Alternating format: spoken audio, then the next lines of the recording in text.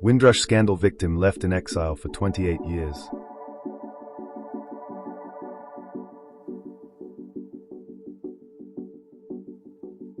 When George Lee was last in the UK in 1997, Tony Blair was the newly elected Prime Minister.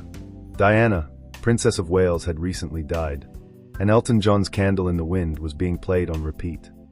A pint of bitter cost £1.63 and a packet of 20 cigarettes sold for about £2.94. After 28 years of exile in Poland, George Lee, an English teacher, flew back to Britain a fortnight ago, his ticket paid for by the Home Office, where staff had belatedly acknowledged he was a victim of the Windrush scandal, and allowed him to return. He first contacted MPs and Home Office workers to request assistance in summer 2018 as the Windrush scandal unfolded. He says consular officials in Poland and Home Office staff in the UK failed to help him return despite the government's repeated proclamations that everything was being done to assist those affected. George Lee is currently accommodated in a hotel room in Birmingham. He travelled to London last week, stepping off the train at Euston Station into a city so transformed in the past 3 decades that he was instantly overwhelmed by culture shock. Nothing is the same. The taxes are different. The buses are different, he said, as he made his way into the underground, puzzled by the Oyster card system. What do I do with this? Do I tap and go through? He has spent the last 2 weeks walking around the streets of London, attempting to reacclimatize to the country he moved from Jamaica in 1961 as an 8-year-old, assessing why he does not yet feel at home, despite the 37 years he lived here before being locked out. He is relieved to be back but startled by the intense sense of dislocation after so long away. Lee said that, so much has changed. The homelessness is horrible. It is much worse in Britain than in Poland. People here look so stressed. There's a tiredness etched on their faces, as if they don't know what to expect of tomorrow. It's a little depressing. It's clear that the quality of life is better in Poland than here, which feels very sad. Lee, 72, came to the UK in 1961 aged 8 years old. He is one of a number of victims of the Windrush scandal who were prevented from returning to Britain after travelling abroad for work, or holiday, or funerals. Some were stopped by local border staff. Many were given no assistance by UK consular officials who refused to acknowledge their right to travel to the UK. Lee says he struggled to persuade Home Office staff. Even MPs and officials at the UK Consulate in Poland didn't assist in his return to England, despite George's repeated appeals for assistance. It was only until last November when he contacted Bishop Desmond Jadu from Birmingham to help him. We will be back after this short break. Join the conversation. We want to hear from you. Have you felt the tension between your personal dreams and socio-political reality of the UK today? How do we protect our mental health when the system feels rigged against our personal milestones? Look out for our Windrush Square Gazette playlist of videos of the paradox maze of inner-city challenges and lived experiences, where the reality of millions of urban dwellers is less a place of opportunity and more a series of structural hurdles. We explore the socio-political unmaking of the social fabric, where the brilliance of human potential is dimmed by shadows of bureaucracy. It was only until last November when he contacted Bishop Desmond Jadu from Birmingham to help him. Bishop Jadu is a Windrush campaigner, and he also runs the Windrush National Organization Support Group. Lee was asked to collect the documentary evidence needed to demonstrate that he should be allowed to return. As soon as the documentation was gathered, his case was a straightforward one, and it was easy to get him back to where he belonged. However, Bishop Jadu was puzzled by why Lee had not received help to return sooner. Bishop Jadu had been able to trace Lee's school records, marriage certificate, and even Lee's son's birth certificate, which proved he had the right to live in the UK. Bishop Jadu sadly concludes that there is a worry that there are other cases like this and that there is a serious need for a proper campaign to encourage people who remain stuck abroad to come forward. Grammar school educated, Lee worked as a financial analyst in the City of London for a while and opened his own barbershop, before later deciding that teaching was his vocation. He married and had a son, but by the time he went to take up a teaching job in Poland, the marriage had ended.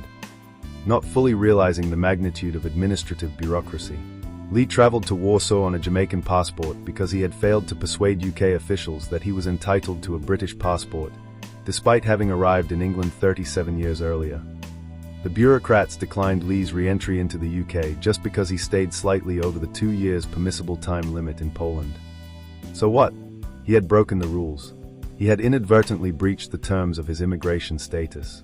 Basically, he had the status of someone who had been granted indefinite leave to remain in the UK. In this situation, without a UK passport, Lee didn't have the right to travel back to the UK, the only homeland that he had ever known. But somehow he survived in Poland, and throughout his time in Poland, he was undocumented. Being undocumented made it impossible for him to open a bank account. He had taught English to hundreds of students. In one of the many emails he addressed to the Home Office in 2018, he noted that he had helped many Polish students pass exams to study at UK universities and had at least 10 ex-students who now held PhDs from British institutions. He sadly recalls how it felt preparing all these students to go to the UK when he, as a citizen of the UK, couldn't even enter it. "Believe me, it is soul-destroying," he wrote to the Home Office. For several decades until 2018, Lee faced ongoing challenges with Polish authorities as he attempted to verify his status as a stranded British citizen. Persistent questioning, bureaucratic obstacles, and verifications from officials created significant difficulties for him. We will be back after this short break. Join the conversation. We want to hear from you. Have you felt the tension between your personal dreams and socio-political reality of the UK today? How do we protect our mental health when the system feels rigged against our personal milestones? Look out for our Windrush Square Gazette playlist of videos of the paradox maze of inner city challenges and lived experiences, where the reality of millions of urban dwellers is less a place of opportunity and more a series of structural hurdles. We explore the socio-political unmaking of the social fabric, where the brilliance of human potential is dimmed by shadows of bureaucracy. Lee became aware of the Windrush scandal in England, during which Jamaican passport holders were unlawfully deported, leading to the formation of a Windrush victim support group to assist those affected both in England and abroad. Recognizing an opportunity to have his case addressed at a broader level, Lee contacted the Windrush Taskforce established in 2018, seeking assistance in obtaining the necessary documentation to return to Britain. Although Lee requested support from the British Embassy in Warsaw, he reported that he was not permitted entry into the building and had to speak with a Polish staff member outside on the pavement. A situation like this is unsatisfactory. After being cruelly stranded abroad in 1997 with little concern for his welfare, Lee lost contact with his son and 2 sisters. He hopes to reconnect but is anxious about how they might perceive his long absence.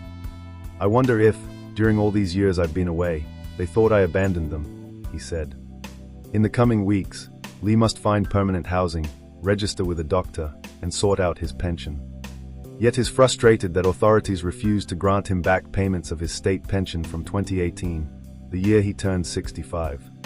Barrister Martin Ford KC, who advised the Windrush compensation scheme from 2018 to 2022, worked to support those affected by the scandal that wrongly classified thousands of legal UK residents as immigration offenders, causing severe consequences. Victims lost jobs, were evicted, or denied benefits, healthcare, and pensions. A few were arrested and deported to countries they had left as children. Others remained stuck abroad for years. Ford believes Lee deserves his pension payments, stating, "It seems unfair not to give him the pension he would otherwise have received." Once he feels settled, Lee intends to visit the graves of his mother and younger brother in London and return to the cinemas where he first discovered his passion for French art house films. Lee is not ready to apply for compensation from he wants the government to recognize the enormous problem the Windrush scandal caused to decent, innocent, hard-working British citizens, and that the current immigration legislation, which remains in place, is farcical. Meanwhile, a long-buried Home Office commissioned history into the roots of the scandal has come to light, that warned that during the period 1950 to 1981, every single piece of immigration or citizenship legislation was designed at least in part to deliberately eliminate or reduce the number of black or brown-skinned people who were permitted to live and work in the UK. Lee openly expresses his dissatisfaction with the legislation, stating, "How can I claim compensation when they haven't admitted the legislation was wrong?" We will be back after this short break. Join the conversation. We want to hear from you. Have you felt the tension between your personal dreams and socio-political reality of the UK today? How do we protect our mental health when the system feels rigged against our personal milestones? Look out for our Windrush Square Gazette playlist of videos of the paradox maze of inner-city challenges and lived experiences, where the reality of millions of urban dwellers is less a place of opportunity and more a series of structural hurdles. We explore the socio-political unmaking of the social fabric, where the brilliance of human potential is dimmed by shadows of bureaucracy. He goes on to say, "I don't feel angry. I'm past the stage where I can feel angry. I'm very philosophical and thoughtful about all that's happened, but I do feel deep regret that the UK government conspired to take away the rights of the Windrush generation." Clive Foster, who was appointed as the new Windrush Commissioner in July, said he wanted the government to do more to proactively identify and reach individuals still stranded abroad.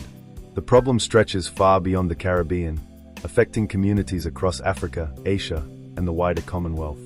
Yet people from these communities, in the UK and overseas, may be unaware that the injustices they've suffered are directly linked to this scandal.